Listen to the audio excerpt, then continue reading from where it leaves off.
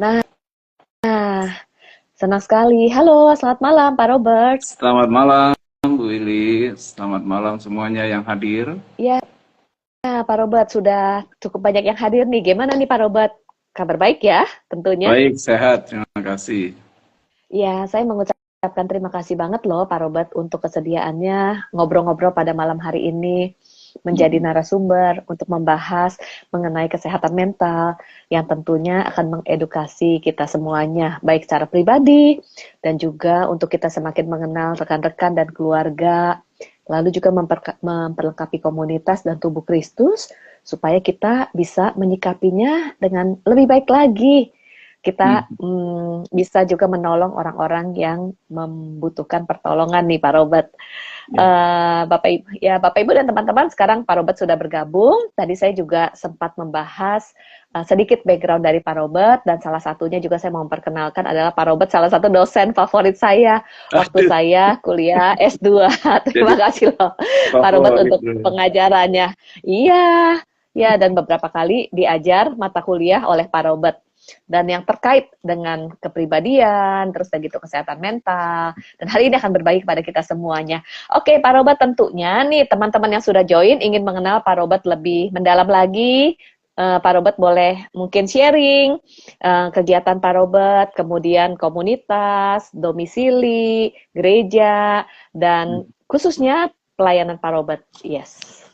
Baik, terima kasih Bu Willy. Salam kenal bagi yang mungkin baru pertama kita ketemu ya. Ya, ya saya Robert. Selama ini orang mengenal saya sebagai dosen. Memang saya dosen di Universitas Kristen Maranatha di Fakultas Psikologi selama kurang lebih 30 tahun ya. Tapi sesudah 30 tahun saya memutuskan untuk lebih fokus kepada kerja profesi. Jadi sekarang saya profesinya psikolog klinis dan juga konselor. Apa bedanya psikolog klinis dan konselor? Itu sebenarnya sudah pernah dibahas ya. Itu dua Ya. profesi yang berbeda, tapi sama-sama menolong orang dengan masalah-masalah psikologis ya sebenarnya gitu ya. Nah memang saya sekarang bisa dikatakan fokus sekarang memang mengedukasi masalah-masalah kesehatan mental, selain juga menyediakan layanan konseling online maupun onsite gitu ya untuk berbagai kasus, terutama yang terjadi di kalangan dewasa muda sebenarnya. Jadi dewasa muda itu dari Oke. mahasiswa, alumni, Ya. kemudian makanya yang berhubungan dengan hubungannya lah. Hubungannya biasanya apa sih kalau orang dewasa muda itu karir, pekerjaan, pernikahan. Nanti kalau sudah menikah ada masalah lagi, yaitu masih bagiannya lah itu ya. Punya anak juga Oke. parenting. Jadi kira-kira makanya saya lebih banyak menangani hal-hal tentang seperti itu ya, komunikasi suami istri, masalah perceraian, bahkan juga Hmm. KDRT kadang-kadang ada kasusnya. Seputar-seputar itulah Bu Ili. Nah, setelah Oke. itu juga sekarang banyak melakukan pelatihan sendiri. Ya, saya sendiri dengan paradigma holistik integratif ingin sekali bahwa Oke. konselor itu menggunakan satu paradigma yang lebih lengkap, lebih komprehensif dalam memahami manusia. Tadi Ibu Eli cerita tentang kepribadian. Salah satu mata kuliah favorit saya memang. Karena banyak sekali sumbernya dari perbedaan kepribadian sehingga komunikasi tidak lancar gitu ya. Baik pasangan Ya. suami istri, orang tua dengan anak, Ya. rekan kerja, rekan pelayanan, seringkali itu persoalannya banyak hal-hal seperti itu. Jadi itu ya menarik sekali. Apalagi yang perlu dikenalkan Bu Ili? Wah, kalau misalnya tadi dengar latar belakang dan juga pelayanan Pak Robert, sudah pasti malam hari ini kita benar-benar akan sangat dibekali dari sisi pengalaman pelayanan, kemudian dari sisi pengetahuan yang tentunya akan memperlengkapi kita. Lalu juga tadi Pak Robert sharing sebagai konselor dan psikolog klinis. Sering banget nih ada yang tanya pada saya kalau mau konseling kemana, kemudian Hmm. juga mau tes, kemudian mau ke psikolog siapa gitu ya. Jadi hari ini juga sekalian teman-teman yang join bisa berkenalan dengan Pak Robert dan juga bisa merekomendasikan kepada rekan-rekan lain yang membutuhkan. Tapi tentunya perlu info nih Pak Robert. Pak Robert dihubungi di mana, kemudian follow lembaga yang Ya, mana gitu. supaya Iya, terima akses. kasih. Ya, betul, betul. Ya, tadi saya katakan sejak kemudian fokus pada kerja profesi ya. Jadi tahun 2022 akhirnya saya dengan dibantu beberapa orang teman yang meyakinkan saya bahwa ya sudah bikin aja begitu. Ya. Semacam saya menyebutnya Center for Holistic Integrative Psychology, disingkat dengan CIPSY, Cisai, CHIPSY. Jadi cisai, bilangnya ya, CIPSY, bukan cici sayang ya, CIPSY. cisai, ya. CIPSY. Jadi di situ nanti bisa sudah ada websitenya juga. Jadi bisa ke Oke, slash apa namanya garis sai.com. Bisa langsung bikin appointment di situ atau oke, bisa baca-baca artikel yang mungkin menolong begitu ya yes. untuk pemahaman. Jadi kita ada beberapa konselor juga, associate konselor selain saya. Oke, Jadi oke. bisa langsung ke situ ya. Ya, thank you loh buat infonya Hmm, dan juga Pak Robert juga mengadakan pelatihan-pelatihan untuk konseling ya.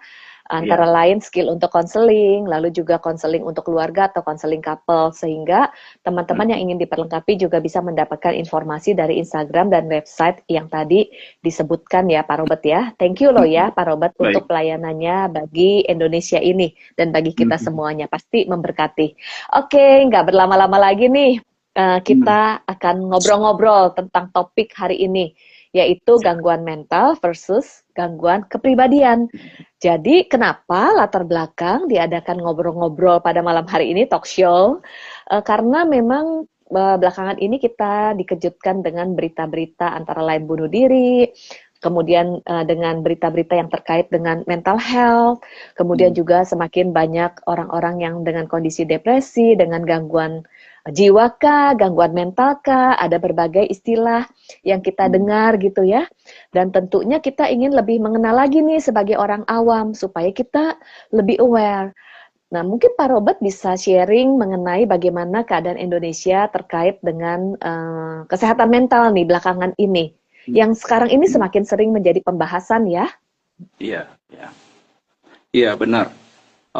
Saya kebetulan sebelum ini sempat bekerja selama 2 tahun di konsil psikolog klinis ya, Oke. psikologi klinis. Jadi em, kemudian banyak membaca dan juga menyiapkan survei-survei tentang gangguan mental yang sekarang semakin banyak, gitu ya. Oke. Sehingga pemerintah kewalahan juga menanganinya, begitu ya. Misalnya em, kelompok umur yang paling banyak mengalami kesehatan mental katanya umur 15 sampai 24 tahun. Which is Wow. yang tadi saya katakan itu dan bisa masuk akal karena sebenarnya Mm. itu adalah masa transisi dan seringkali mulai munculnya gangguan jiwa, gangguan Mm-mm. mental itu seringkali baru kelihatan sangat jelas pada waktu orang masuk masa dewasa awal. Oh, oke, oke. Iya, jadi mulai jelas kan kepribadiannya sudah mulai terbentuk dan mulai mulai mulai relatif relatif stabil ciri-cirinya gitu ya. Tetapi sekaligus juga terpicu karena masalah-masalah pada usia-usia itu memang menjadi sangat nyata gitu ya. Orang mulai tanggung jawab sendiri, mulai harus Mm. mandiri, tidak lagi ditolongin. Jadi kalau nggak disiapkan, munculnya di masa dewasa dan itu sering kewalahan. Kalau nggak bisa dibereskan, itu akan berlanjut terus sampai tua. Wah. Oke, oke, oke. Jadi gangguan jiwa atau gangguan mental itu mulai terlihat sejak dewasa awal. Biasanya Karena ada semakin jelas, kondisi ya, ya, dan semakin jelas gitu ya. ya. Semakin jelas. Sebenarnya sudah mungkin ada, tapi semakin jelas di dewasa awal. Dan kalau Mhm. tidak ditangani akan terus berlanjut sampai usia tua. Itu Betul, sebabnya betapa pentingnya untuk kita bisa aware ya, supaya bisa menangani ya, Pak Robert ya. betul. Oke, Ada juga namanya deteksi dini kan, deteksi sehingga ya dini. deteksi Ya, dini juga berlaku untuk kesehatan mental. ya, Dan ya, ya, kita deteksi bisa dini. mengantisipasi dengan mengetahui apa namanya ada cikal bakalnya gitu lah, ada predisposisi yang kita bisa prediksi ini kelihatannya gangguannya akan apa nih gitu ya. Oh, Nah ini kan perlu tahu ya orang tua juga gitu ya dan orang tua sangat sangat berkontribusi juga terhadap pencegahan maupun mungkin Hmm. penyebab juga bisa gitu. Ya, ya. Wah, deteksi dini itu penting banget. Dan untuk Mm-mm. deteksi dini kita perlu tahu juga ciri-cirinya. Lalu juga kita juga perlu pahami cikal bakalnya, Mm-mm. penyebabnya, supaya bisa preventif ya, Pak Robert ya. Penting Betul, banget itu ya. betul. Oke. Tadi saat membahas deteksi dini, justru kita mau belajar nih Pak Robert, supaya kita tuh nggak salah mendeteksi. Jadi Mm-mm. gangguan mental, gangguan kepribadian sesuai dengan topik kita, Mm-mm. ini sebenarnya apa kesamaan, apa perbedaannya nih Betul. antara gangguan mental dan gangguan kepribadian. Lalu juga kalau kita sakit fisik, itu ada stadiumnya, Mm. ada stage-nya. Apakah di area ini juga ada stage-nya? Tadi sempat membahas ada deteksi, kayak sakit fisik, deteksi. Mm. Kemudian seberapa parahnya. Gimana nih kalau membahas mengenai gangguan mental, gangguan kepribadian, dan juga deteksinya? Iya. Gangguan mental itu berlaku untuk semua gangguan psikologis yang dialami, ya. Disebut gangguan Oke. mental, ya. Kalau orang dulu pakai istilah mental illness atau sakit mental gitu ya. Oke. Tetapi ya memang gangguan mental itu untuk semua jenis gangguan psikologis yang dialami. Tapi khusus untuk gangguan kepribadian itu salah satu dari gangguan mental. Yang tadi berhubungan dengan perlunya deteksi dini itu sebenarnya karena gangguan kepribadian itu secara khas dimulainya dari pembentukan struktur kepribadian di masa kecil. Wow. Jadi kan pernah dengar barangkali ya bahwa struktur kepribadian dibangun di 5 tahun pertama. Itu kayak membangun rumah. Kalau saya selalu lebih mudahnya kan mengibaratkan begitu ya. Kalau Ya, membangun rumah kan orang mulai fondasinya kan. ya, Berarti betul. pada usia-usia yang sangat dini ya, sampai 5 tahun pertama, itu tidak berhenti.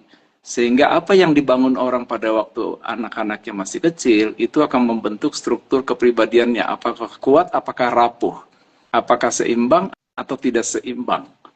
Jadi bayangkanlah rumah, kalau dia rapuh, dasar kepribadiannya, maka nanti dia akan gampang ambruk. Dan Ya, biasanya pada waktu tekanannya semakin kuat, pada usia berapa tuh tekanan semakin kuat? Remaja aja udah kuat ya.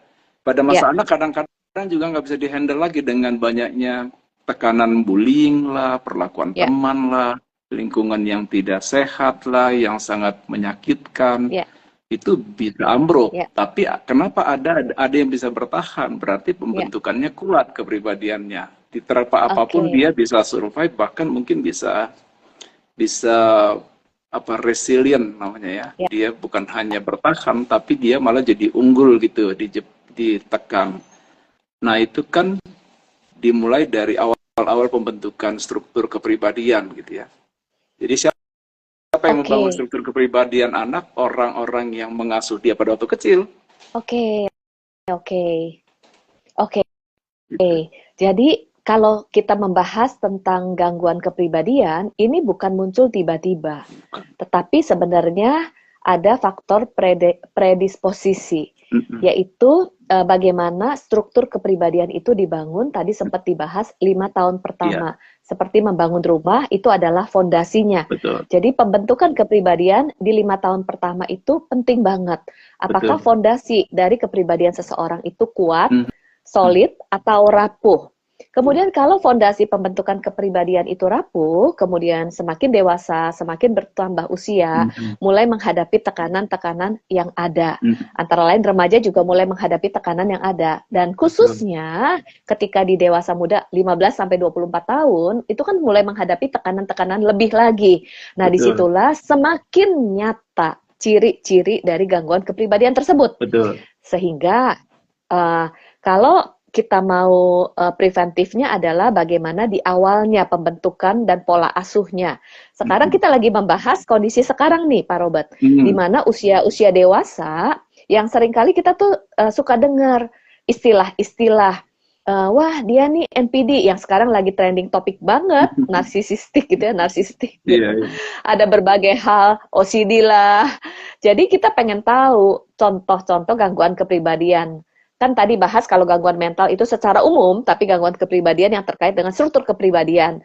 Kira-kira supaya nih kita nggak apa ya, supaya aware, tidak misdiagnose, jadi overdiagnose menghakimi kah, ataupun underdiagnose meremehkan, menganggap biasa aja. Padahal itu penting banget. Satu sisi nggak boleh menghakimi, satu sisi juga jangan dibiarkan, karena kalau dibiarkan nanti kalau kita nggak aware bisa sampai tua nih gitu. Betul. Dan berdampak. Mungkin Pak Robert bisa sharing supaya kita tuh lebih paham nih apa yang termasuk kategori gangguan kepribadian supaya lebih aware, khususnya untuk diri kita dan juga nanti baru kita mengenali sesama.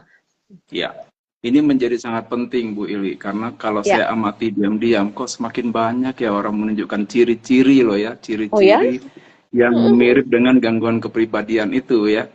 Gangguan kepribadian terutama narsisistik, histrionik, borderline, tapi juga ada yang lain sebenarnya, ada yang obsesif gitu ya. Juga gangguan kepribadian ada 3 klaster lah gitu. Tapi mungkin kita nggak perlu jelaskan semuanya nanti karena habis waktunya ya bicara itu. Tapi gini loh, ada hal yang common dari gangguan-gangguan kepribadian ini. Yang satu, dia sangat berfokus kepada dirinya sendiri. Jadi egosentrismenya tinggi. Ya kan? Jadi apa yang dia lakukan lebih kepada memenuhi kebutuhan, keinginan, atau apa saja yang menguntungkan dirinya. Itu kan egosentrisme kan begitu ya. Nah ini sebenarnya ciri-ciri dari orang yang masih anak-anak. Anak-anak itu kan egosentrismenya tinggi. Betul. Iya kan? Semuanya miliknya. Mi, aku, untuk aku, milikku. Opaku, misalnya opanya pun diklaim sendiri sama dia. Jadi apa saja, karena fokus. Dan itu wajar pada anak kecil. Tapi bayangkan kalau terjadi pada orang dewasa, kok kayaknya dia nggak mengalami perkembangan ya. Nah, sebenarnya jadi pribadinya menjadi seperti yang kita temukan pada anak-anak, sering orang bilang kekanak-kanakan gitu ya. Artinya tidak berkembang menjadi matang gitu kan. Padahal kan orang kalau bertambah usia mestinya semakin matang kepribadiannya dan semakin kuat, semakin luwes, fleksibel, dan semakin tahu bagaimana memindahkan fokus dari dirinya sendiri kepada orang lain. Jadi memperhatikan orang lain ya kan. Nah, ada banyak kesempatan itu berkembang kepribadiannya. Nah, orang yang gangguan kepribadian tidak berkembang kepribadiannya, jadi dia mungkin semacam tertahan begitu ya. Mungkin karena nggak ada kesempatan atau karena pengalamannya ya yang begitu saja, di mana dia memuaskan dirinya, hanya memperhatikan dirinya, tidak belajar berkomunikasi atau memahami orang lain, hanya minta dirinya dipahami, gitu ya. Sehingga ciri-ciri yang common dari orang-orang gangguan kepribadian, pertama tadi egosentrisme, kemudian lack of empathy, dia tidak punya empati ya, artinya dia hanya melihat dari sudut pandangnya sendiri dan tidak coba melihat dari sudut pandang atau perasaan orang lain, gitu ya. Nah itu yang paling kelihatan gitu ya. Nah, itu terjadi pada anak-anak. Jadi kalau saya lihat itu orang kan sebenarnya kita berkembang dari mulai anak-anak, biasanya kita sangat fokus pada diri kita. Remaja mulai ada kesempatan memperhatikan orang lain. Jadi mulai menyenangi, mulai melihat ada yang berbeda dengan saya, lalu belajar menyesuaikan diri gitu ya. Lalu kemudian kita bahkan belajar melakukan sesuatu untuk orang lain. Ya. Jadi fokusnya bukan cuma kita lagi, orang lain kita mulai peduli. Artinya care itu kan mulai muncul ya. Kalau anak-anak kan taunya dia, orang lain yang care sama dia.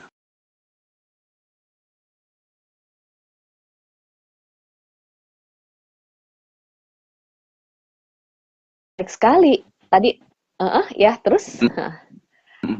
Itu tadi orang dewasa berarti dia tahu kapan harus memperhatikan dirinya. Jadi orang yang sudah dewasa atau matang kepribadiannya, dia tahu kapan dia bergantung atau meminta tolong kepada orang lain. Artinya dependensi ada, tapi dia juga independen juga sekaligus. Artinya dia tahu apa yang harus dia lakukan sebagai tanggung jawabnya. Jadi dua-duanya dia kembangkan dan tahu kapan harus meminta tolong dan juga memberikan pertolongan kepada orang lain.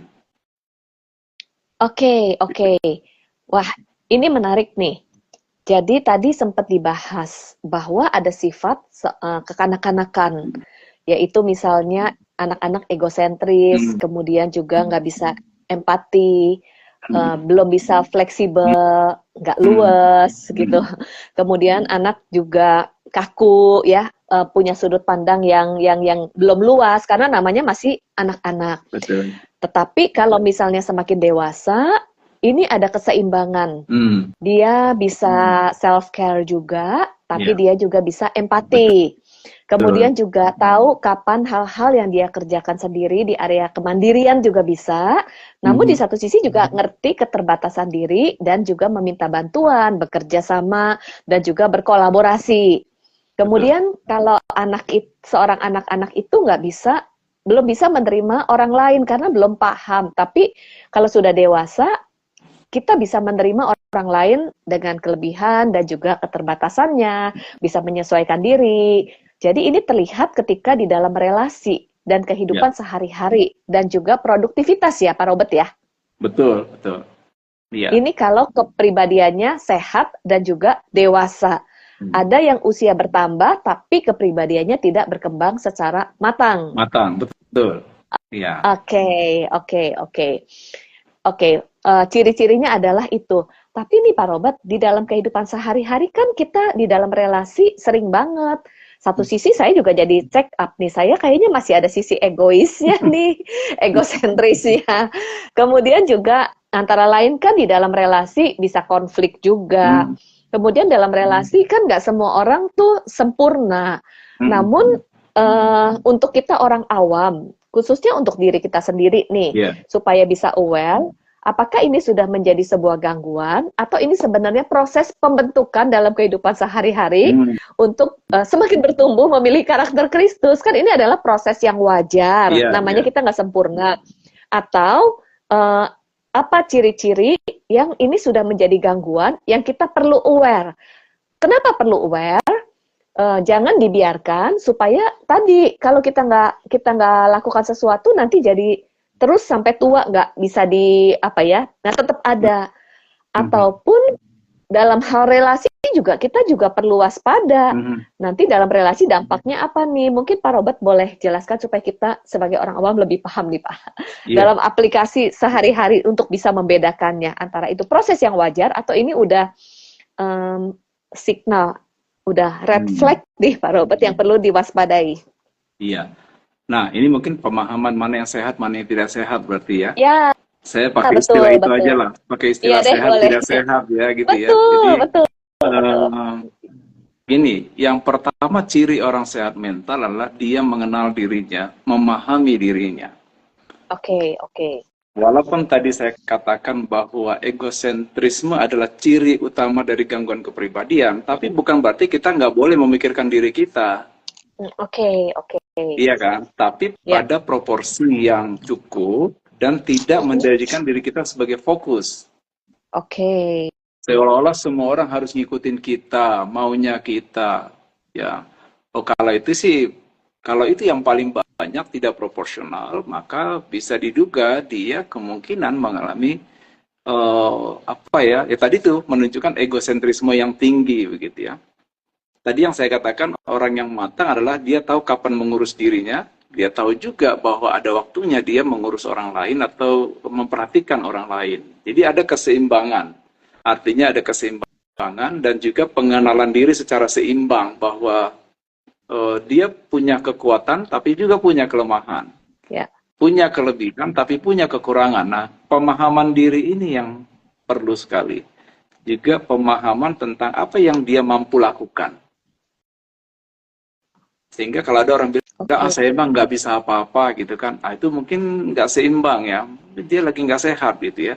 Tapi kalau ada orang bilang, saya emang nggak ada kelemahan, saya kekuatan semuanya, saya punya banyak kelebihan, tapi kalau dia tidak aware bahwa dia juga punya kelemahan, ini juga menjadi tidak seimbang. Nanti suatu saat dia akan menemukan kenyataan bahwa dia terbatas juga. gitu ya. Ada juga orang kayak begitu. Nah, itu pemahaman tentang diri, pengenalan diri itu menjadi indikator dari sehat mental yang pertama. Oke. Lalu yang kedua juga adalah kalau dia tahu kemampuan dirinya dan mengenal dirinya, ciri yang lain adalah dia orang yang sehat mental, dia produktif. Produktif artinya menghasilkan sesuatu atau berguna, Jadi kalau ada orang tidak bisa menghasilkan sesuatu, entah itu karya, prestasi, kinerja, maka mungkin dia sedang tidak sehat gitu. Oke. Ya. Oke. Wah, Pak Robert, saya mau tanya. Oh ya, lanjut dulu deh. Nanti saya ada pertanyaan nih, menarik. Mengenal diri, produktif. Terus ketiga. Yang ketiga cirinya sehat adalah dia bisa berkontribusi kepada sekitarnya. Sekitar itu bisa mana aja, keluarga, komunitas terbatas, komunitas umum, begitu ya. Jadi ada 3 itu ini. Kalau kita melihat orang yang sehat mental, jadi kebayang nggak kalau orang hidupnya itu hanya jadi beban buat orang lain, tapi tidak mau melakukan sesuatu juga, dan merasa dia tidak ada apa-apanya sehingga tidak melakukan apa-apa. Nah, itu sudah jelas pasti sakit. Oke. Tidak melakukan apa-apa, tidak mau apa-apa ya. Oke. Ini 3 nih, 3 ciri-ciri. Apalagi nih Pak Robert? Ciri utama ya. Sejauh ini sih itu yang paling utama. Tapi juga kalau saya lihat, kalau orang tidak punya sense of direction dalam hidupnya, itu juga berarti ada tanda-tanda dia tidak bergerak maju, tidak menjadi lebih dewasa, gitu, tidak berkembanglah kepribadiannya. Mungkin juga tidak berkembang potensinya, gitu ya. Jadi ciri yang lain selain tadi kan pemahaman diri itu berarti sense of awareness tentang diri sendiri. Tapi juga sense of direction perlu, ada cita-cita, ada sesuatu yang dia pahami tentang mau jadi apa, gitu ya. Kalau dalam konteks Kristen termasuklah itu bahwa dia punya pemahaman tentang apa yang Tuhan rancangkan dalam hidupnya. Sesuai dengan pemahaman tentang apa yang dia terima dari Tuhan, yang dibentuk oleh Tuhan dalam dirinya. Apakah itu talent, apakah itu kemampuan, bakat, lalu mungkin prestasi-prestasi termasuk juga apa yang dia miliki, latar belakang keluarga, semua kekayaan, dan hobi itu juga bisa dipakai kan semuanya. Oke, Pak Robert. Ini saya mencatat ada 4 ciri ya Pak ya. Mengenal diri, produktif, berkontribusi, kemudian juga memahami arah dalam hidupnya. Yang saya mau tanya ini, kalau misalnya seseorang memiliki gangguan kepribadian, ini 3-tiganya nggak ada kah?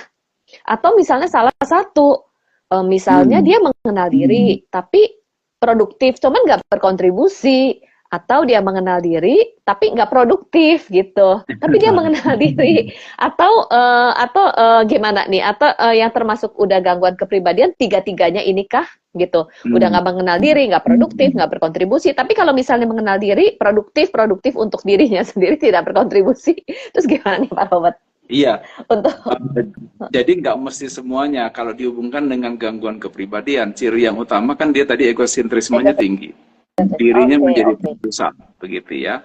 Nah, contoh untuk orang narsis dengan histrionik itu berbeda moodnya ya. Orang narsisistik itu kata kuncinya adalah dominan. Jadi dia punya keinginan atau dorongan yang besar untuk menguasai orang lain, mengontrol orang lain, mengendalikan orang lain untuk kepentingan dirinya sendiri.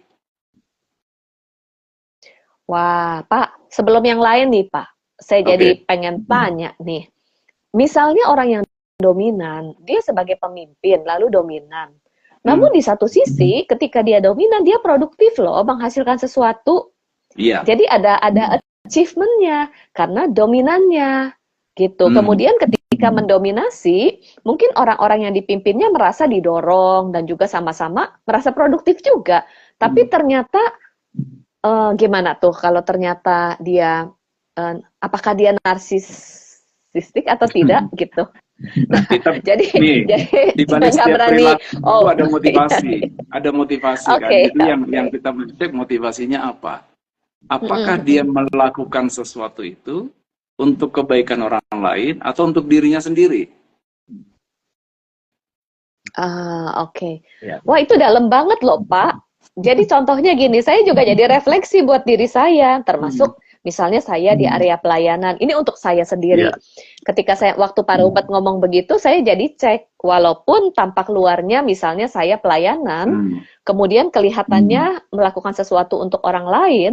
Kalau berbicara mengenai motivasi nih, Pak nih. Ini kalau berbicara mengenai motivasi, berandai-andai saya melayani, kemudian ada produktivitasnya, ada kontribusinya, namun ternyata di kedalaman hati nih, ternyata buat diri sendiri, buat saya sendiri, merasa berguna, supaya bisa populer kah, supaya bisa dikenal orang kah, supaya bisa dihargai. Apakah kalau misalnya saya seperti itu berarti ada gangguan kepribadian dalam diri saya di Pak Robert?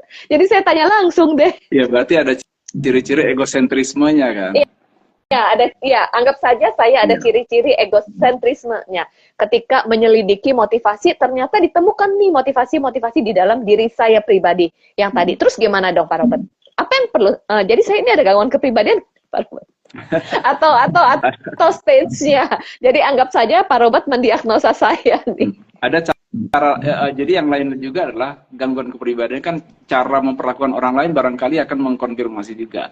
Tadi kan baru satu, motivasi. Motivasi, ya, motivasi. Ya, Oke, kan? coba yang lain caranya kan, gimana tadi nih? kan empati kan, lack of empathy. Kita lihat Ya, apakah dalam memperlakukan orang lain dia betul-betul ada empati atau bukan. Karena gini, orang menolong orang lain pun belum tentu motifnya untuk kesejahteraan orang lain itu, tapi lebih kepada kepuasan diri misalnya. Atau kepada kehormatan diri, menolong orang lain. Apalah motivasinya. Pernah nggak lihat orang membantu orang lain, semuanya satu.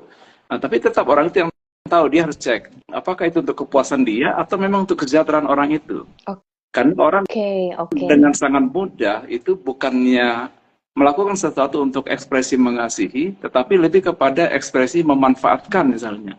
Nah, orang personality disorder itu sangat pintar memanfaatkan orang lain. Tapi sebenarnya dia tidak ada perhatian, tidak ada kasih sayang. Sesudah itu mungkin dia bisa ngomong apa aja. Yang gambaran adalah itu untuk dirinya gitu.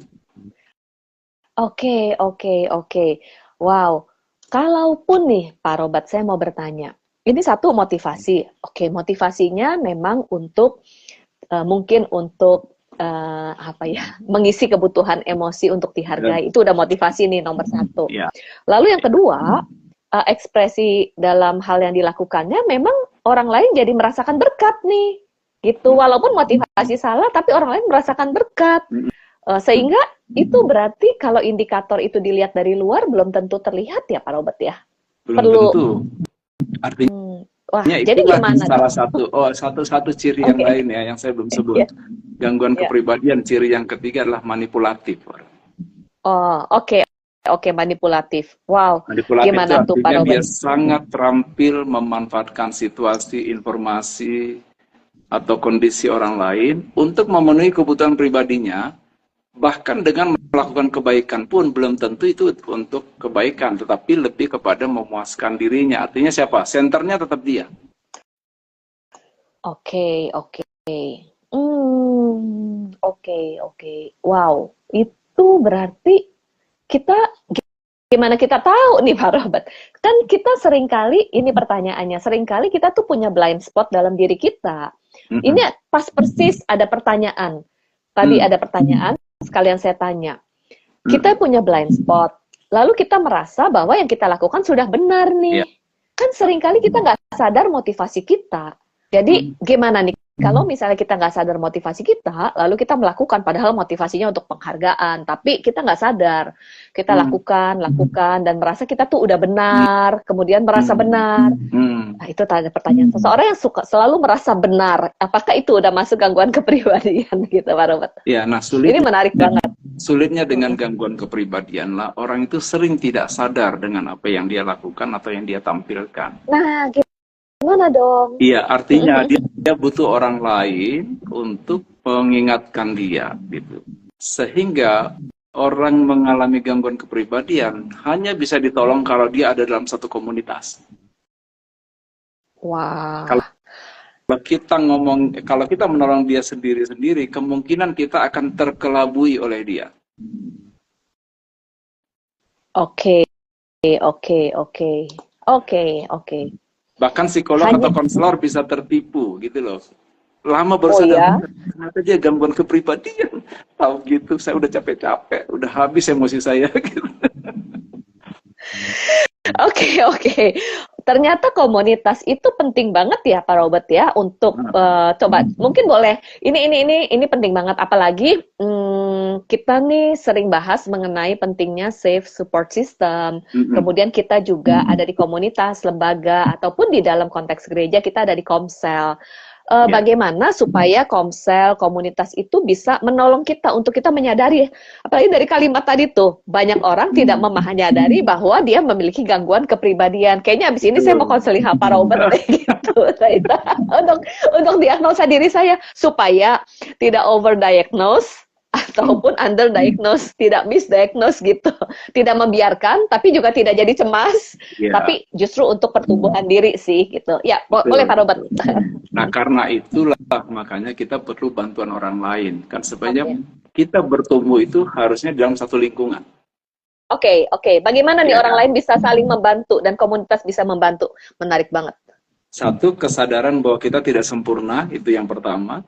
Bahwa setiap orang punya sisi positif, sisi negatif, Ya, punya kelebihan, punya kekurangan. Jadi kepribadian itu kan dua sisi ya. ya. Sebagai manusia kita nggak sempurna. Nah, menyadari itulah kita memerlukan orang lain untuk menolong kita memiliki kesadaran diri tentang diri kita, sehingga kita mengenal diri kita secara seimbang, Ya, iya. ya kan? Oleh karena itu sikap yang mau terbuka, yang namanya accountability itu sangat penting dimiliki kalau orang mau bertumbuh secara seimbang dan sehat secara mental. Accountability, jadi siap ditanya. Makanya kita memerlukan orang-orang yang dapat dipercaya untuk menolong kita bertumbuh, gitu ya. Kalau enggak, kita memang akan sesat juga, sesat oleh ketidaktahuan kita, gitu. Sesat bukan berarti sesat ajaran ya. Kita Oh, bingung tentang kita. saya jadi ingat betul banget di dalam Alkitab juga ada loh ayat selidikilah hatiku dan batinku supaya tidak serong. Karena kita bisa sesat kepada diri kita sendiri. Kecenderungannya Ya, begitu ya. oke. Terus gimana nih Pak Robert? Kita perlu menyadari dulu bahwa kita tidak sempurna. Jadi kita jangan merasa bahwa kita ini paling benar ya. Betul, betul. Mhm. Jadi kita butuh Kemudian, bantuan orang lain, ya, butuh bantuan orang lain ya, terutama orang-orang yang kita percaya karena itu akan sangat menolong. Tapi kalau orang tidak terbuka, maka dia sebenarnya akan mengalami kerugian karena dia nanti tidak akan menyadari kekurangannya, tidak akan menyadari juga bahaya-bahaya dari kemungkinan dia mengembangkan satu kepribadian yang tadi itu terganggu dari awalnya terganggu sebenarnya. ya, ya, ya. Dari awal terganggu. Ya, eh, kalau orang lain membantu kita itu salah satunya memberi inputan ya Pak Robert ya? Iya, betul. Hmm. Jadi Oke, oke. saling terbuka lah, saling terbuka karena nggak ada di antara kita yang sempurna gitu ya. Oh, Bahkan oke. pemimpin sekalipun perlu orang lain. Memang menjadi rawan kalau seorang pemimpin nggak ada yang mau kasih feedback lagi kepada dia kalau dia tidak membuka diri untuk diberikan feedback. Oke, oke. Ya, ya, ya. Dan kalau misalnya diberikan feedback itu terus udah gitu nggak terima itu gimana tuh Pak Robert?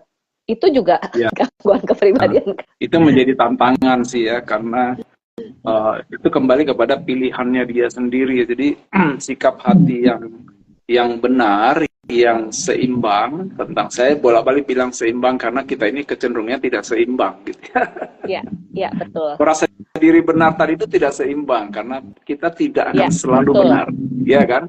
Betul, Sok betul, tahu itu betul. juga nggak seimbang. Betul, Sok tahu berarti betul. dia selalu tahu, padahal ada hal-hal yang dia tidak tahu. Dia hanya menunjukkan yang dia tahu. Yang dia tidak tahu dia tidak mau tanya. Akhirnya Ya, dianggap orang, nah dia mau tahu semuanya. Padahal oke. kenyataannya dia sebenarnya nggak tahu semuanya. Mana ada orang yang tahu semuanya. Hanya dia tidak Ya, mengakui aja bahwa dia butuh orang lain. Saya mau belajar dong gitu ya. Ada nggak yang mau? Saya mau belajar dari kamu. Nah itu lebih oke. seimbang daripada orang saya udah tahu apa-apa. Saya sudah tahu semuanya. Saya nggak bertanya kamu misalnya gitu. Oke, oke. Jadi kata kuncinya seimbang. Ya, Seimbang. tadi sudah dibahas seimbang ya. Benar, Betul. seimbang.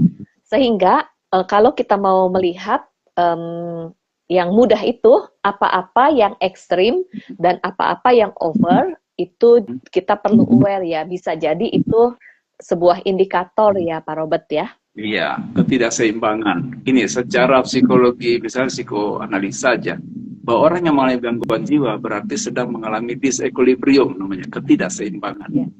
Jadi Ya.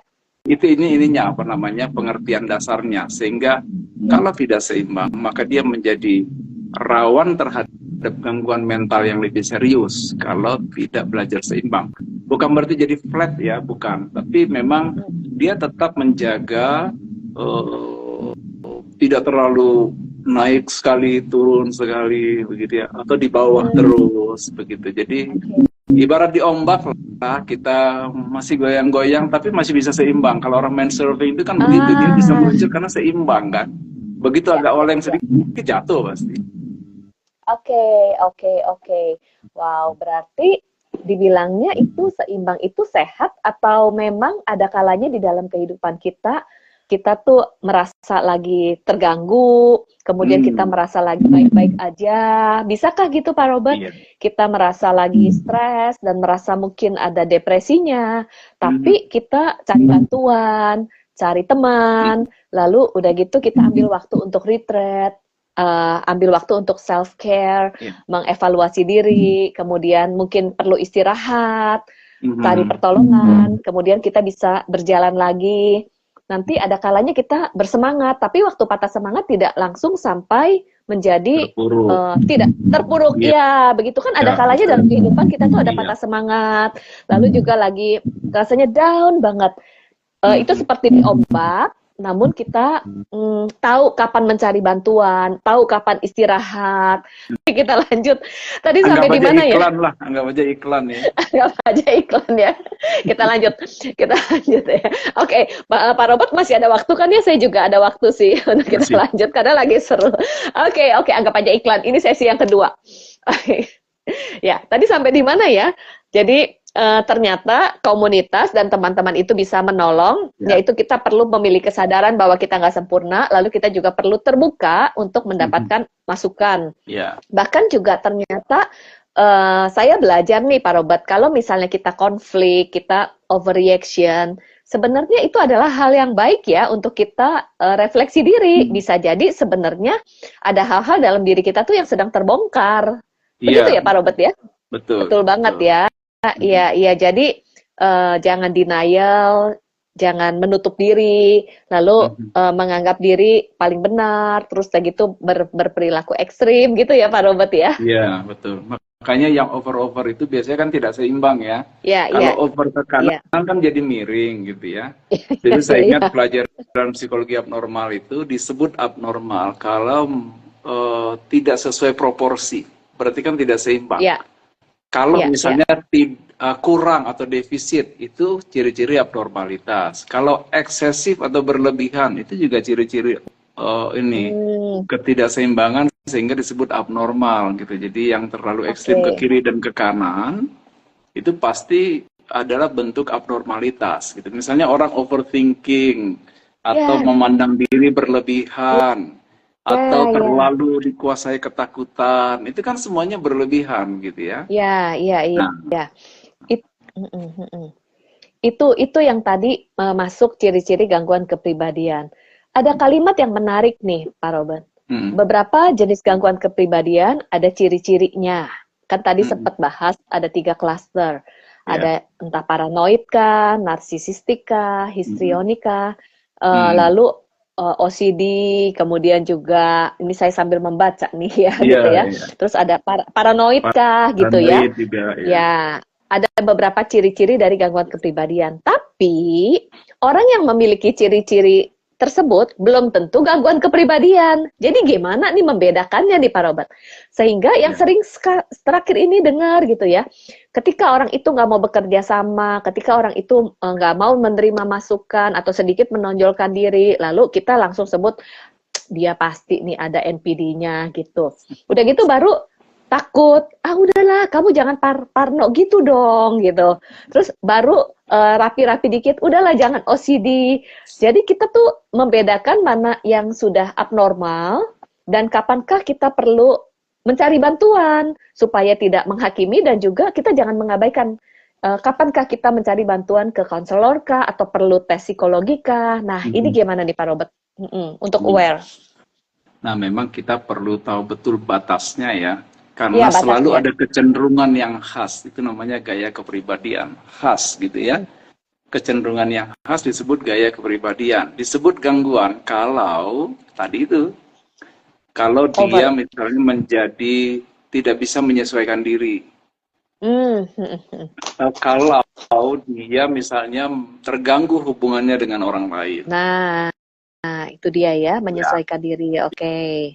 Juga mengganggu fungsi-fungsinya di dalam sehari-hari, misalnya jadi nggak bisa mikir dengan benar, rasional atau realistis ya. Oke. Atau emosinya berlebihan. Oke. Ya, atau malah tidak ada emosi sama sekali, flat, itu juga. Wow, flat Karena ya, ada orang numb. karena pengalamannya tidak kaya dengan emosi, sehingga dia tidak tahu bagaimana merespon terhadap stimulus emosi gitu ya. Ya. Oke. Contohnya nih, Ini kalau penting. orang Ya. dibesarkan di tempat yang selalu serius, dia tidak bisa menangkap joke misalnya gitu.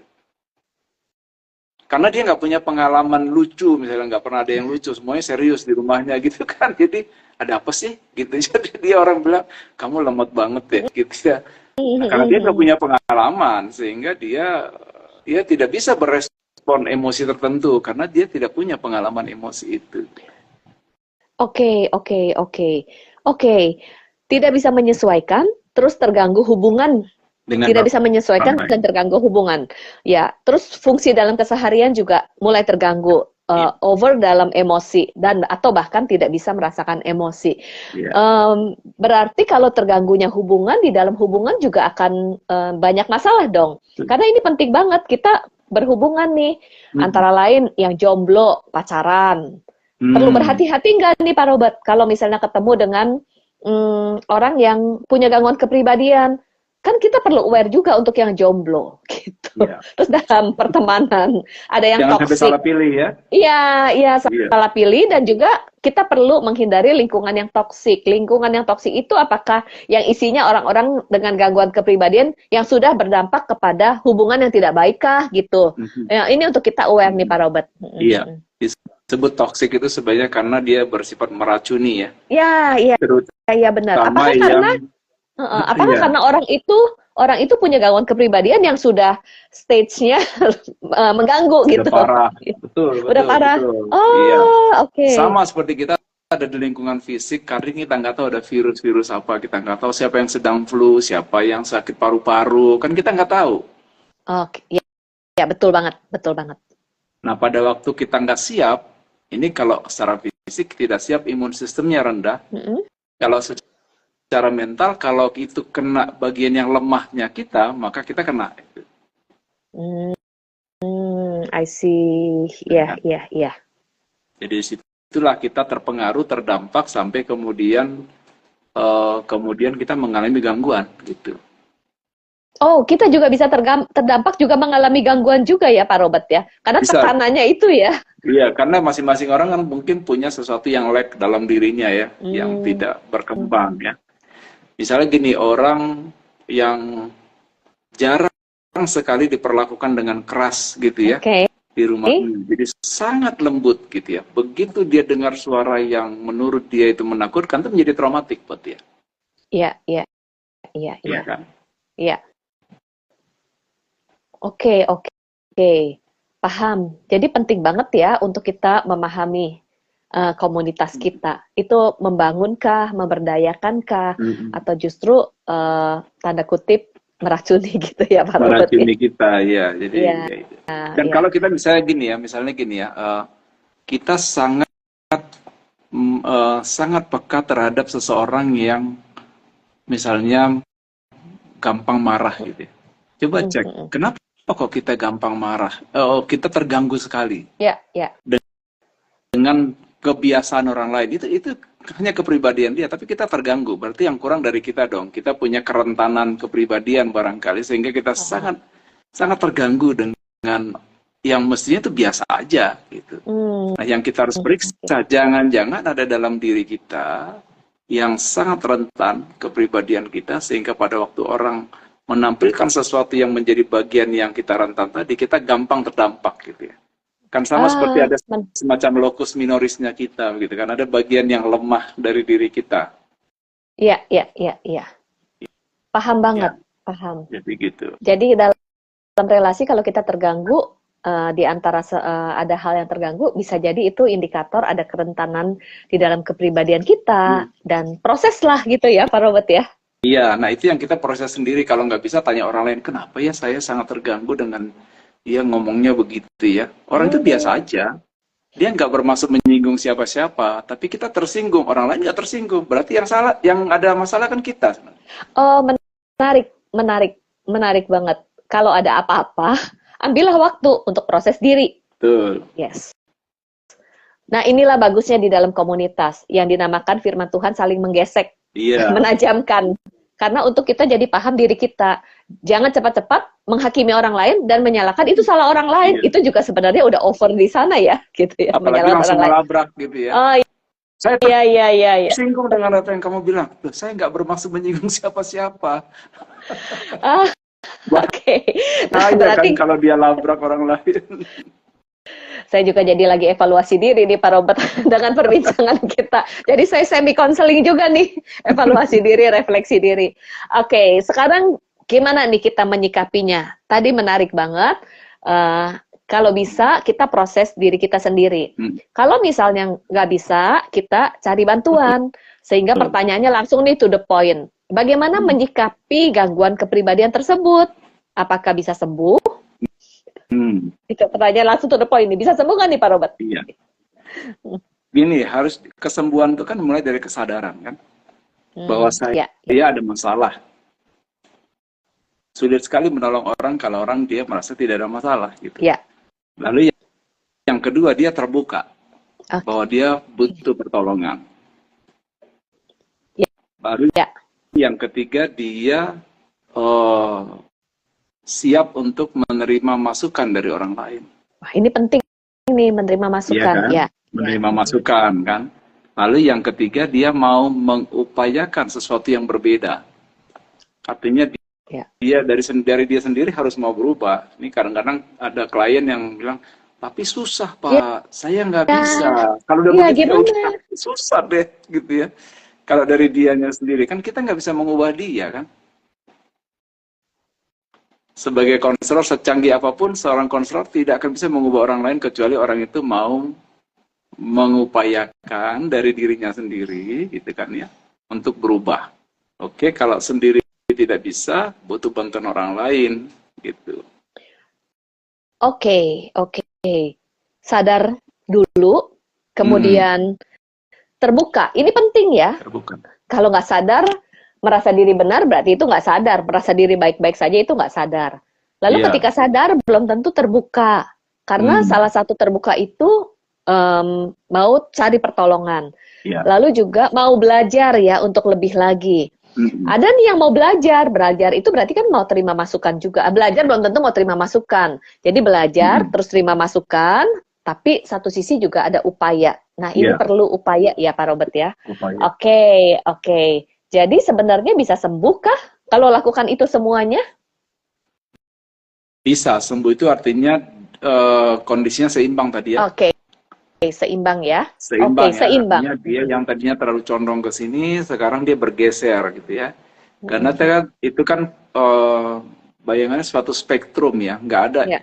Hati-hati juga kalau kemudian swing back terlalu jauh gitu. Jadi yang tadinya misalnya kecenderungannya begini, karena dia takut memunculkan hal-hal yang berhubungan dengan tadi kecenderungan yang dia nggak terganggu, dia jadi sebaliknya gitu ya. Jadi betul itu juga bisa betul. Jadi sebaliknya banget ya 180 derajat ya. Jadi berubah, katanya kamu harus berubah, tapi berubah sama juga jadi nggak seimbang karena ke ekstrim yang satunya dia gitu. Oke. Bisa proses diri sendiri dan juga bisa minta bantuan. Jangan ragu untuk minta bantuan ya Pak Robert ya. Oke. Iya.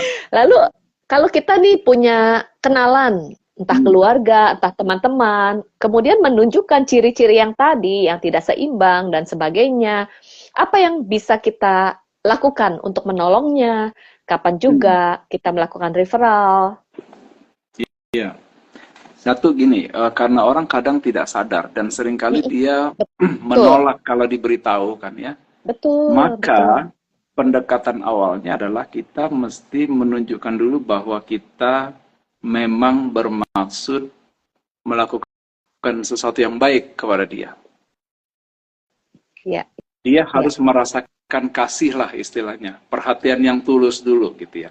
Kita tidak masuk sebagai seseorang yang fixer gitu ya, mau membereskan gitu ya. Oh, membereskan. Fixer dulu gitu kan. Jadi, oh ini kayaknya udah nggak beres nih, gue beresin lo ya gitu ya. Kayaknya kamu perlu diberesin deh. Sambil kita nggak tahu dari mana mulainya gitu ya. Karena kita belum paham apa yang terjadi gitu ya. Jadi, oke, bangun hubungan dulu sampai kita paham apa yang terjadi. Jangan cepat-cepat mendiagnosa walaupun kita sudah yakin ada gejala-gejalanya begitu ya. Nggak usah seperti kita mengatakan bahwa saya lebih beruntung dari kamu karena kamu kasihan ya, kamu ada masalah gitu ya. Jadi kalau sikapnya begitu, kayaknya kita agak sulit efektif menolong dia gitu ya. Iya. Nah, dengan kesadaran bahwa kita pun bisa salah, maka coba pelajari dulu, amati. Jadi lakukan assessment pada dasarnya kalau profesi kan. Dengan amati, lalu tanya, itu eksplorasi. Lebih dalam sampai tahu dinamiknya kenapa dia begitu ya. Dan yang seringkali menolong adalah memahami latar belakangnya. Oke, memahami latar belakangnya. Di mana dia bertumbuh, kondisi keluarganya, istilahnya personal history-nya perlu tahu cerita-cerita. Dulu kamu dengan ayah atau waktu kecil gimana sih ceritanya gitu ya. Seringkali itu menolong kan ya. Oke. Karena kita yang sekarang ini kan ada hubungannya dengan apa yang kita alami pada hidup sebelumnya kan? Betul. Dasar struktur kepribadian itu ya, tadi, itu hidup sebelumnya itu ya. Perlu di apa istilahnya direvisit. Kita lihat sama-sama. Revisit ya, explore dan revisit. Explore-nya ada pas-nya dia. Jadi bukan hanya kita yang mengerti, tapi dia juga mengerti. Bahwa dia menjadi seperti sekarang tuh karena ada pengalaman-pengalaman sebelumnya, terutama pada waktu pembentukan kepribadian. Iya. Sehingga kita bisa paham lag-nya di mana, misalnya. Misalnya gini contoh ya. Contoh misalnya orang tua yang terlalu banyak telling, perintah. Anaknya hanya nurut aja. Wah, anaknya baik, penurut. Tapi kemudian anaknya sekaligus juga tidak tahu bagaimana harus mengambil inisiatif. Sudah dewasa dianggap kamu tuh udah besar, kenapa sih nggak bisa ambil inisiatif? Padahal pengalaman sebelumnya dia nggak punya. Jadi itu lag-nya dia adalah dia tidak terampil. Dia tidak terampil memikirkan sesuatu dari dirinya sendiri karena selalu disediakan, dikasih instruksi apa yang harus dia lakukan. Oke. Menyadari lag-nya di mana? Lag-nya di mana? Dan itu biasanya lag dari pertumbuhan tadi, lag dari ini ya, pembentukan struktur kepribadiannya. Makanya anak yang terlalu manja, yang terlalu difasilitasi hidupnya itu seringkali menjadi lembek karena dia nggak pernah dilatih. Itu yang orang bilang generasi strawberry. Ya. Kalau kita cek terlepas dari apa namanya, tapi itu tidak terjadi begitu saja. Dan belum tentu semua anak begitu, belum tentu. Anak-anak yang dibesarkan dengan disiplin yang baik, kemudian juga dikasih kesempatan gagal, dikasih kesempatan untuk berusaha, nggak akan jadi stroberi itu. Iya. Jadi ada lag-nya yang menyebabkan jadi seperti stroberi. Kenali lag-nya juga ya. Oke. Lalu nih setelah mengenali lag-nya di mana? Langkah selanjutnya? Maka kadang-kadang kita perlu melatih dia dalam bidang itu, diberikan keterampilan gitu ya.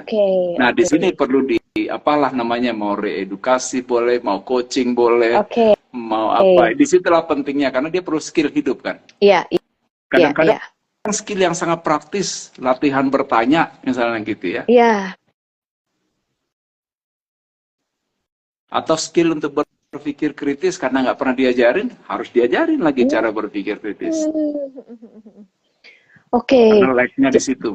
Iya, iya. Wow, jadi menarik banget ya. Misalnya kita nih di dalam pembentukan kepribadian kita, ada ketinggalan-ketinggalan dan ada beberapa lag nih dari beberapa sisi. Tapi kalau misalnya kita sadar, kemudian kita memahami dan mau berubah, sebenarnya itu bisa banget ya untuk dilatih. Itu misalnya ketinggalan, kita udah ketinggalan, tapi usia berapapun kita bisa mulai melatih untuk memperbaiki, mengkoreksi di tadi lag-nya di mana gitu ya, bisa banget ya. Betul. Asal masih sadar bisa, dulu kan? ya. Dan semua orang akan mengalami itu, ada aja lag-nya karena nggak ada parenting yang sempurna yang bisa menjadikan kita menjadi orang yang sangat sempurna atau tidak punya lag pada waktu dewasa gitu ya. Tapi memang untuk kasus gangguan kepribadian, lag-nya itu bisa sangat besar lubangnya gitu. Nah, itu dia. Kalau udah sampai gangguan, itu udah sangat besar. Menjadi lebih sulit. Ibaratnya lubangnya sangat besar. Ya. Sehingga bahkan kadang-kadang tidak berdasar lubangnya, kita isi apapun bisa-bisa enggak ini. Jadi bayangkan ya, sulitnya ya. Itu gimana ya kalau udah, itu biasanya ditemukan pada kepribadian antisosial. Jadi itu dia kayak bolong aja gitu, kayak plong aja, enggak. Kalau antisosial kan cirinya hati nuraninya sudah tidak bisa tidak bisa bekerja. Nah itu, dan khusus untuk itu memang jadi sangat sulit ya kalau antisosial. Dan kalau udah yang lag-nya, lubangnya tuh besar banget, alangkah baiknya segera cari bantuan profesional. Betul. Ya. Bisa menghubungi Pak Robert. Bisa menghubungi Pak Robert. Psikolog klinis. Nah, butuh bantuan sampai rekonstruksi kepribadian. Karena salahnya kan di tadi ya, di pembentukan kepribadiannya, sehingga memang yang nggak bisa dibilang bulanan ya, karena selesainya ya bisa bertahun-tahun itu. Dan bagaimana meningkatkan keberfungsian dirinya saja pada taraf di mana dia bisa berfungsi secara optimal lah gitu ya. Daripada dia nyusahin orang lain dan dia kemudian dia sendiri menderita karena kok dia ngerasa orang lain menjauhi saya, apa yang salah dengan saya? Ya iyalah, kamu nipu terus, kamu tuh kayaknya nggak sadar bahwa kamu nyusahin orang terus hidupnya. Saya nyusahinnya di mana? Dia tanya lagi. No clue, karena dia sendiri nggak ada ini ya, bahkan sedikit membran tipis untuk bisa menyadari apa yang salah itu sulit sekali. Nah itu pada kasus gangguan kepribadian berat itu menjadi sangat sulit ditolong. Ya, paham. Sangat sulit ditolong. Jadi penting banget ya kalau misalnya sangat sulit ditolong, preventif itu penting sekali ya Pak Robert ya. Itu menjadi sangat penting, itu peringatan buat orang tua ya. Jadi jangan biasakan anak berbohong sampai hati nuraninya, dan jangan sampai parenting tidak pakai value gitu ya, value yang norma yang kuat gitu ya, yang benar lah gitu ya. Oke. Jadi kalau misalnya saya menangkap penting sekali, satu sisi juga di dalam kehidupan kita akan membimbing orang lain sebagai pemimpin atau kakak rohani, nanti juga mementor. Pengetahuan ini membantu banget ketika mementor itu kan supaya seseorang bertumbuh di dalam karakter semakin seperti Kristus gitu ya. Sebenarnya kalau bertumbuh dalam karakter seperti Kristus itu, semakin seperti Kristus itu kan pertumbuhan di mana kita ini kepribadiannya semakin matang sebenarnya ya Pak Robert ya. Dan dasarnya kuat. Dan dasarnya kuat. Iya. Matang dan dasarnya kuat. Kalau misalnya mengalami permasalahan, bisa kita melakukan pendekatan selain sharing firman, tapi juga kita dengan kasih supaya orang tersebut memahami latar belakangnya, lag-nya di mana, kemudian belajar skill-skill yang baru, baik dalam untuk critical thinking-nya kah, pengambilan keputusannya, dan juga skill dalam kehidupan sosial supaya bisa berkontribusi. Ini juga sebenarnya sangat membantu di area mentoring, kemudian juga kepemimpinan, dan juga orang tua dalam mendidik anak ya Pak Robert ya. Dan ini sangat dibutuhkan banget pengetahuan ini juga untuk pemimpin-pemimpin di dimanapun gitu. Oke. Ya, lalu juga hal yang bisa menolong, yang penting salah satunya jangan pernah sendiri, marilah berada di dalam komunitas yang safe. betul. Ya, untuk kita bisa ada partner yang akuntabilitas, mengingatkan kita, jangan pernah sendirian. Lalu kalau di komunitas kita mengalami gesekan, itu sebenarnya adalah hal yang baik untuk kita semakin memahami diri kita ya, Pak Robert ya. Betul, betul. Oke, oke. Ini kalau misalnya sudah dewasa nih, jadi apa langkah preventif yang bisa dilakukan baik dalam konteks keluarga, gereja, dan komunitas. Jadi tujuannya adalah bukan mencari kesalahan, menyalahkan siapapun, tapi gimana nih gereja, keluarga, komunitas untuk preventif. Karena kan ternyata penting banget tuh struktur kepribadian itu. Ya. Artinya untuk orang dewasa nih.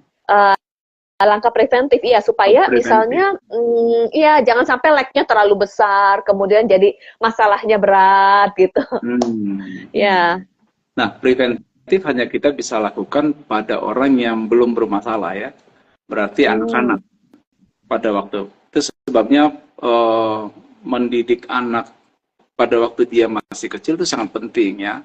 Sehingga yang perlu dibekali sebenarnya adalah orang tua atau calon orang tua. Calon orang parenting dong. Ya. Iya, artinya parenting. Dan sebelum parenting, ya orang yang menikah ini harus betul-betul disiapkan karena suatu saat BPN dia akan dong. punya anak kan. Jadi, BPN dong dari BPN. Oke. Kita pikir nanti baru belajarnya nanti, enggak. Sebelumnya perlu dikasih tahu paling tidak perspektifnya sehingga dia siap-siap kalau punya anak. Jangan sudah punya anak lalu panik sendiri gitu ya.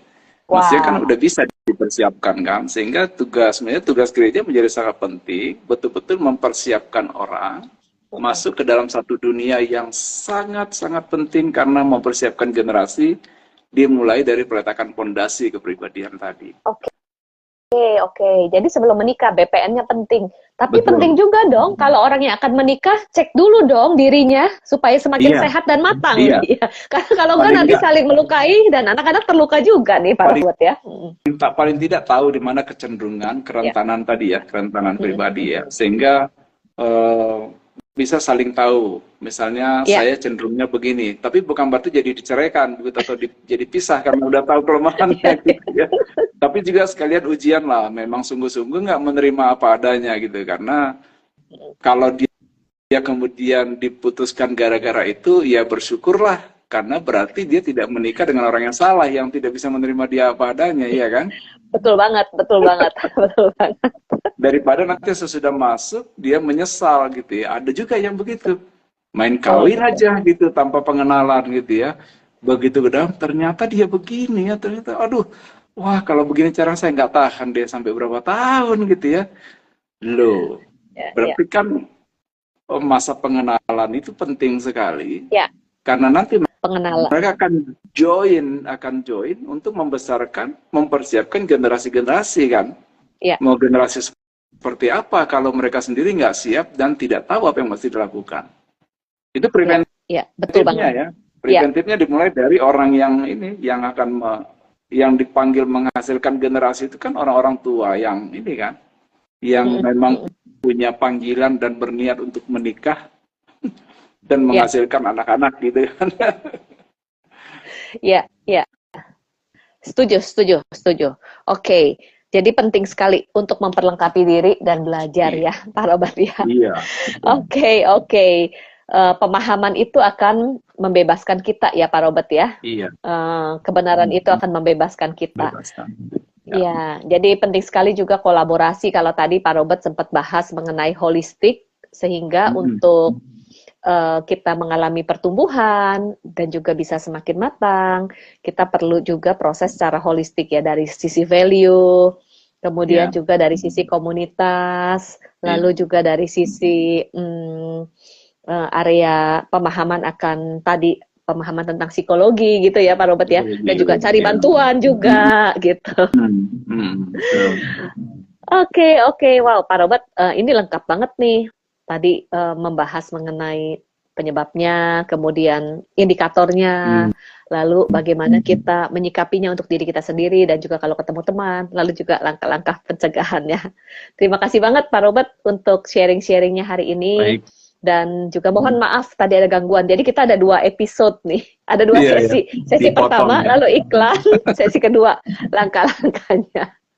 Dan saya percaya teman-teman ini juga cukup banyak yang bergabung kembali, pasti sangat diberkati dengan sharing-sharing pada malam hari ini dengan Pak Robert. Oke, mungkin saya berharap ya, kita semua juga berharap terus Pak Robert bisa menjadi berkat, sukses untuk pelayanan, terus berkarya, dan juga mungkin sekali lagi ada yang bergabung di bagian akhir nih, bisa sharing informasi atau event yang Pak Robert lakukan, juga jika membutuhkan konsultasi, kemana nih? Mungkin boleh diinformasikan lagi. Tadi kan di awal udah, tapi sekarang boleh informasikan lagi. Terima kasih, Bu Ili. Ya, sekarang kami fokus, saya dengan tim ya, fokus untuk satu mengedukasi tentang kesehatan mental, karena memang mental health literasi itu sangat penting. Bagi siapa saja, bukan hanya bagi konselor, bukan hanya bagi psikolog klinis, setiap yang namanya manusia, pasti perlu ya, karena kita perlu sehat mental juga selain sehat fisik gitu ya. Setuju banget. Nah, jadi kami mendorongkan kesehatan mental yang holistik gitu ya, karena saling berkaitan semuanya. Dimensi fisik berkaitan dengan yang dimensi psikis, dengan dimensi sosial, relasi dan kultural, dan juga dimensi spiritual. Jangan lupa gitu ya. Kadang-kadang nggak seimbang ini bertumbuhnya. Semua itu saling berkaitan. Nah, ini khusus untuk gereja, jangan hanya fokus ke hal-hal rohani, karena masalah mental, masalah relasi, kesehatan fisik, semua berkaitan. Dan itu bisa saling menyebabkan satu sama lain. Holistik, kalau orang kurang sehat secara fisik, bisa aja secara mental tertekan atau tidak beres gitu ya. Atau dia ada masalah sosial, kebanyakan orang ada masalah hubungan dengan orang lain, lalu emosinya terganggu, fisiknya terganggu. Hubungan dengan Tuhan juga terganggu, gitu. Yang paling sering orang menyalahkan Tuhan, padahal itu karena ketidakmampuan dia berkomunikasi, ketidakmampuan dia dalam memperhatikan orang lain, atau cara dia memenuhi kebutuhannya juga berbeda, gitu kan ya. Nah, ini yang di dalam konseling, ya kalau konseling dengan saya terbuka dengan bicara hal-hal rohani dan yang holistik, begitu ya.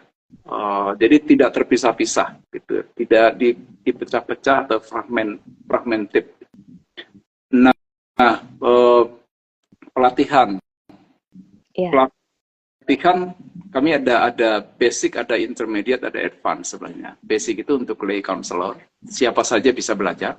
Kalau yang intermediate itu yang tergantung minatnya. Jadi ini untuk para konselor yang sudah bergelut di bidang konseling, misalnya dia fokus ke marriage and family, ada yang ke educators, ada yang mungkin konseling pada dunia kerja juga perlu, business and professional, dan juga religious community di pelayanan-pelayanan gitu ya. Itu pelatihannya untuk konselor yang levelnya lebih intermediate. Dan yang lebih advance tentu saja yang nanti perlu akan sertifikasi. Kami akan bekerja sama juga dengan lembaga-lembaga konseling dan juga dengan pemerintah. Kebetulan saya di Kementerian Kesehatan, mungkin pelatihan ini juga akan kita daftarkan kepada Kementerian Kesehatan sehingga diakui sesuai dengan mutunya begitu ya. Jadi sertifikasinya mungkin nanti akan dikeluarkan.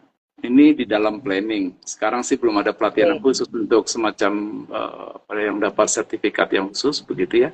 Tetapi nanti kesananya kami rindu bahwa akan semakin banyak konselor-konselor karena semakin banyak kasus gitu ya. Jadi kita harus lebih cepat nih, harus melipat gandakan konselor sebenarnya supaya ada tersedia juga di komunitas-komunitas khusus. Tidak semua harus ke psikolog yang itu saja. Konselor juga diperlukan untuk kasus-kasus yang bisa sifatnya tidak terlalu berat. Tapi kalau sudah sangat berat, kalau sudah sangat berat, tadi levelnya sudah sulit dikendalikan dan juga sudah sangat parah, kasihlah ke psikolog klinis atau psikiater. Jadi jangan kemudian mengorbankan diri menjadi sakit karena nggak sanggup menolong gitu ya. Ada banyak orang yang ditolong, 75% orang-orang yang normal tapi bermasalah. 75% hanya sekitar 20% atau mungkin hanya 20% yang parah, yang butuh perawatan yang intensif, yang kayak gangguan kepribadian sebenarnya membutuhkan pertolongan ini ya, intensif. Hanya sulitnya adalah mereka ada di dunia orang normal. Tapi saya perlu mengingatkan bahwa orang yang mengalami gangguan kepribadian, yang tadi kadang-kadang dia nggak sadar, biasanya bisa diketahui dia punya daya rusak tinggi. Merusak rumah tangga, merusak komunitas, bisa juga merusak komunitas yang lebih besar. Jadi kalau ada orang karena gangguan kepribadian, coba lihat daya rusaknya tinggi, memecah belah. Hmm. Ya itulah, mungkin benar juga di Alkitab, di mana ada kekacauan, di situ ada mementingkan diri sendiri. Jadi orang gangguan itu kan dia mementingkan diri sendiri. Jadi kalau ada satu organisasi rusak, coba lihat, mungkin salah satu pemimpinnya mengalami gangguan kepribadian. Iya, paham. Coba Ada lihat, di dunia orang normal, ya, tapi sebenarnya memiliki gangguan. Terpandang bisa saja. Iya, tapi memiliki gangguan kepribadian, dan salah satu cirinya bukannya membangun tapi ternyata menyebabkan daya rusak gitu ya Pak Robert ya. Daya rusaknya tinggi, betul. Daya rusaknya tinggi. Jadi patut diwaspadai lah hal-hal seperti itu.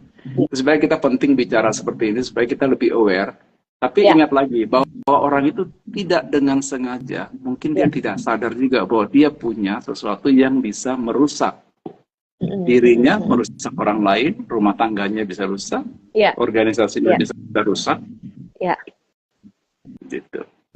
Wah, penting banget. Itu adalah catatan buat kita semua ya Pak Robert ya. Dan tujuan kita ngobrol-ngobrol untuk saling menolong, saling mengedukasi. Bukan untuk saling menilai, menghakimi, dan menjatuhkan, tapi untuk saling bertumbuh bersama-sama ya Pak Robert ya. Setuju. Dan untuk teman-teman yang ingin lebih lanjut mengetahui informasi yang tadi disampaikan, bisa follow Instagram Pak Robert ya. Iya, Instagram saya atau Cisai Indonesia. Cisai Indonesia. Ya, dan sebagai penutup juga saya mau menyampaikan bahwa dari Versus Life Indonesia memperlengkapi gereja Tuhan dalam pemuritan atau memperlengkapi dalam pelatihan juga yang mengintegrasikan biblical dan mental health dengan topik-topik pemuritan yang membangun untuk pria, untuk wanita, untuk dewasa muda, untuk remaja. Jika gereja-gereja ingin diperlengkapi dengan materi-materi tersebut, juga bisa follow Instagram dari virtuouswoman_id atau Virtuous Life Indonesia, ataupun mengunjungi website www.virtuouslifeindonesia.com. Dan pelayanan kita bersama-sama, kita ingin menjadi sahabat pemulihan bagi Indonesia. Terima kasih Pak Robert, dan terima kasih teman-teman pemirsa untuk malam hari ini. Senang sekali bisa menjadi berkat, senang sekali bisa melayani bersama-sama. Dari kami, sehat selalu, terus semangat, dan terus maju ya. Tuhan Yesus memberkati. Sampai jumpa di IG Live berikutnya. Sekali lagi terima kasih Pak Robert untuk berkatnya malam hari ini. Salam ya buat keluarga. Baik. Ya. Tuhan berkati. Saya tutup ya percakapan kita malam hari ini. Ya, Tuhan berkati. Bye-bye.